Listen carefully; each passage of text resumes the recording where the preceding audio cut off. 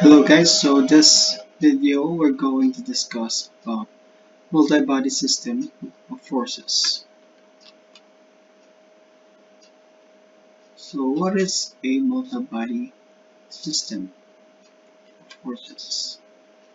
It is used to model dynamic behavior of interconnect, rigid or flexible bodies acted upon a number of forces, resulting to equilibrium or having a resultant force. First, we need to understand the Newton's second law. In our previous topic, we have discussed the first law, which is the inertia. And the second law states that the acceleration of a body of a constant mass is proportional to the resultant force applied to it and in the direction of the resultant force. So this thing is now moving with a specific acceleration, which has a formula F equal to mass times acceleration. So an example for a multi-body system is a train. So suppose an engine pulls three carriages. So the carriages is actually the interconnection of trains along a track. The forward friction force of the track on the wheels of the engine drives it forward. So there will be a driving force and a frictional force. So if the driving force exceeds the resistive force of the frictional force, which is the resistive force here, that is our resistive force or the frictional force, the train will accelerate. So this is our train. There will be a driving force on the track on the wheel, and there will be a resistive force, which is the total resistive force, because all of these carriages, we have 1, 2, 3, will have a resistive force. Also with the engine, will have a resistive force. Then the resultant forces is required to accelerate not only the engine but all the carriages. Okay, so with this statement, we can actually derive our formula, which is the driving force minus the frictional force equals to the total mass of the train. So we have the mass of the engine, then we have three carriages here, so that counts the 1, 1, 2, and 3 carriages. So that will be our total mass, which is our m total times the acceleration. The carriage is accelerating like the rest of the train, so it must experience a resultant force. So let's just look at a single carriage. There would be a tension on the going forward, and there would be a tension going backward. Okay, so the tension going forward is going directly to T, is going with the driving force, and the tension going backward is going with the frictional force of a single carriage.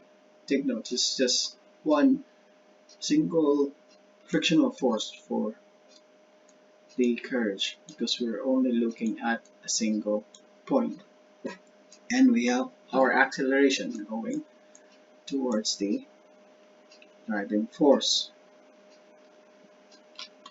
So with this, we can actually solve the single tension for single carriage, which is T1 minus the tension going back and the friction. So it's just the same with the driving force minus the total frictional force. So this one. And then the mass of the carriage times the acceleration. Okay. So example. So this is a lift or an elevator. So it's actually the same example with the train. So a lift and its load are raised by a cable this cable will create tension. You're asked to find the acceleration. So if the total mass of the lift and its content is 1.5 tons and the tension of the cable is 22.2 kilonewtons, so you're asked to find the acceleration. And on the second one, so on the same lift, draw the free body diagram for a woman of mass of 50 kilograms standing in the lift and calculate the normal contact force of the floor to the lift on her feet. Okay, so first we need to solve for the number 1. Then, first thing you need to do is draw the lift, and yeah, maybe there will be some people on it. So this would be the free body diagram. So the total mass of this lift is 1.5 ton. Okay, take note. And we have the tension is given as, so this one, the going up or the T is given as 22.2 kilonewtons.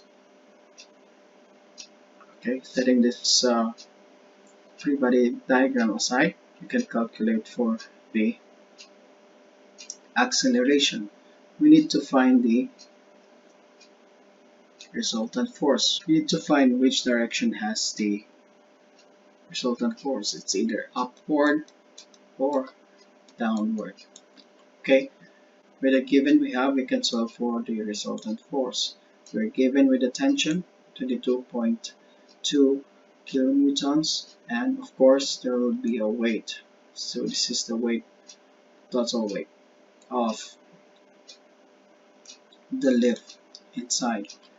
So with this we can actually calculate using our calculator.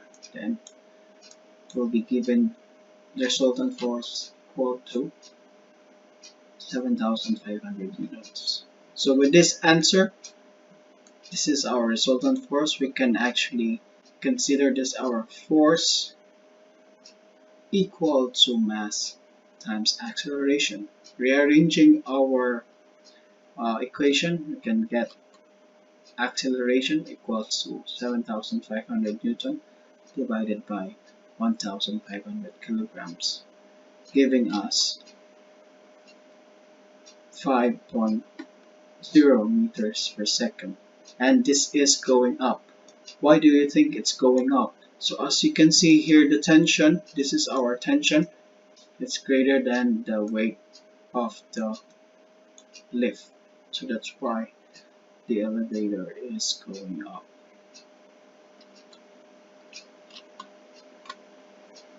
On the second part of the question, so we have a woman here with the weight. So this would be the free body diagram. So the weight of the woman would be equal to 50 kilograms times 9.81. Okay, and we'll ask to find the normal force. Okay, so the resultant force will be the normal force minus the weight of the woman, because we're just actually considering the weight of the woman and how much is the force opposite to its weight. So solving for this, we can have the resultant force equals to N minus 490 Newton. So we're just going to multiply 50 kilograms times 9.81, giving us 490 Newton.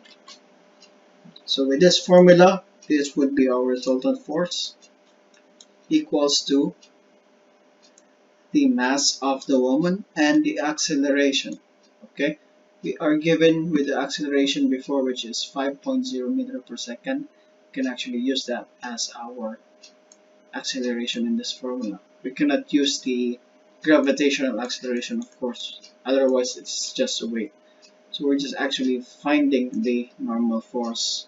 So with this, we can rearrange our equation, giving us N equals to 490, so we just actually need to transfer of 190 on the other side, giving us the addition of 490 Newton plus 250 Newton, with us giving 740 Newtons as our final answer.